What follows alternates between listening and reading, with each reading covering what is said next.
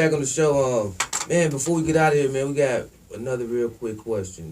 Yes. And I'm going to pose it to these ladies real quick. It appears that in Oklahoma, mothers are born or have all the rights to the children just from birth. Now, it appears that way. I'm not sure.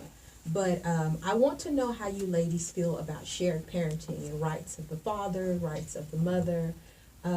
What are your thoughts on shared parenting? And I'll cut in and how it translated into the courtroom, because I know, Ms. McElwee, you're in there a lot, and I know Ms. Coleman, you're probably in there a lot. And one of the things that you most likely see is there's not a lot of male figures in some of these children's lives. And you go into some of these courtrooms, and some of the males that are on trial, their father isn't there.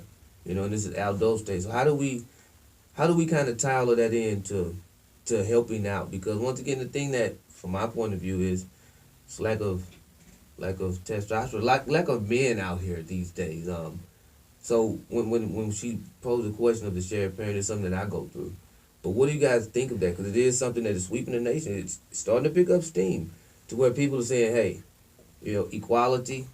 You want equality? Well, give us equality all the way around. Don't pick and choose where you want us to be equal at. Because then it doesn't appear that you really want equality. You may want superiority. So how do you guys feel of the automatic shared parent, especially in situations where there's nothing wrong with either of the parents?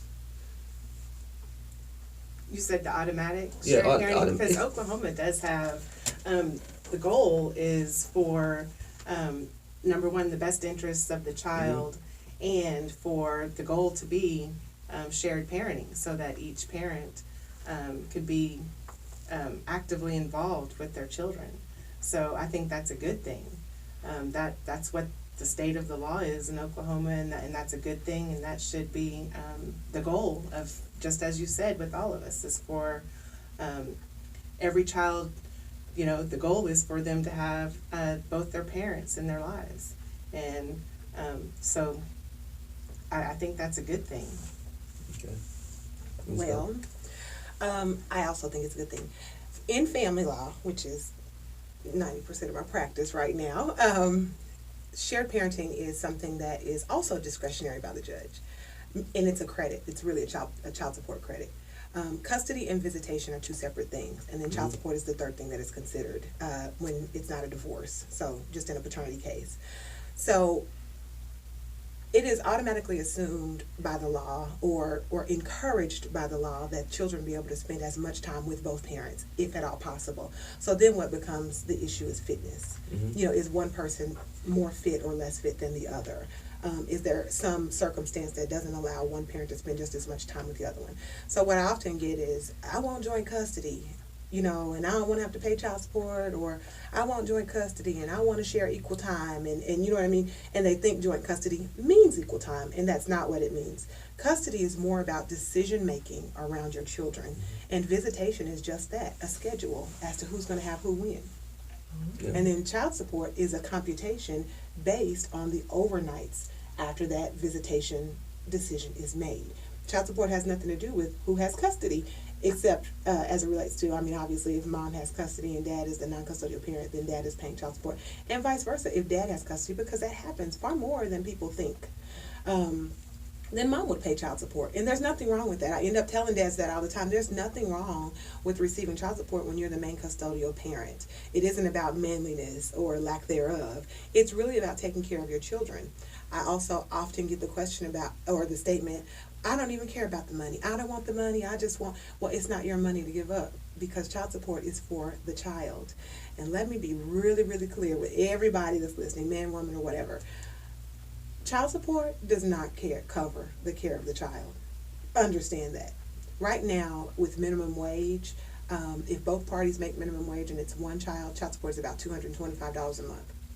What does that do for a child, really? Because they gotta live somewhere. They have to have heat and air and electricity and food and shoes, because we know how quickly kids grow.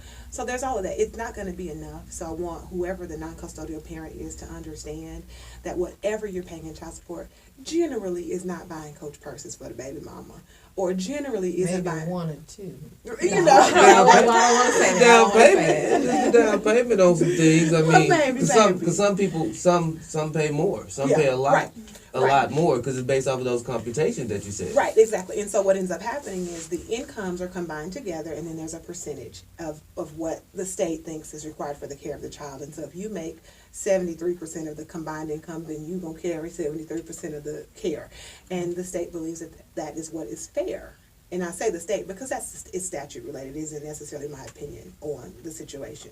So that's what happens. So as it relates to shared parenting, I think if all else is equal, then certainly parents should work together and share equal time with their child, because a mother has one thing to offer a child and a father has a different thing to offer a child. Correct. And I don't think the mother can give a child what the father can, nor do I think a father can give a child what the mother can.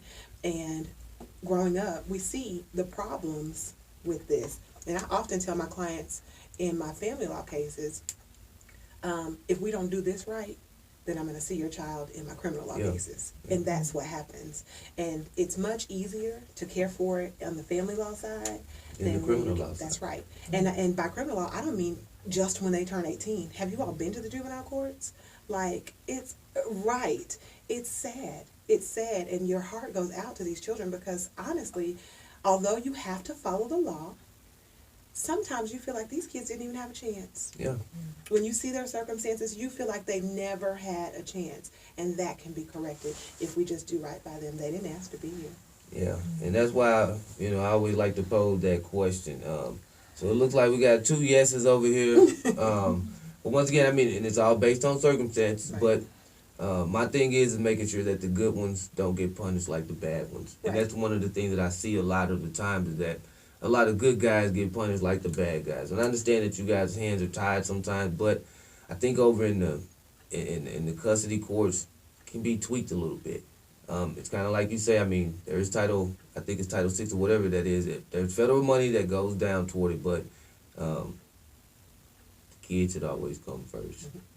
And that's what we're hoping for. But other than that, man, it's been a good show. Went by fast. Thank you, ladies, for Thank coming. both of Good you all luck. for coming. having you. To both of you. Any final words from either or?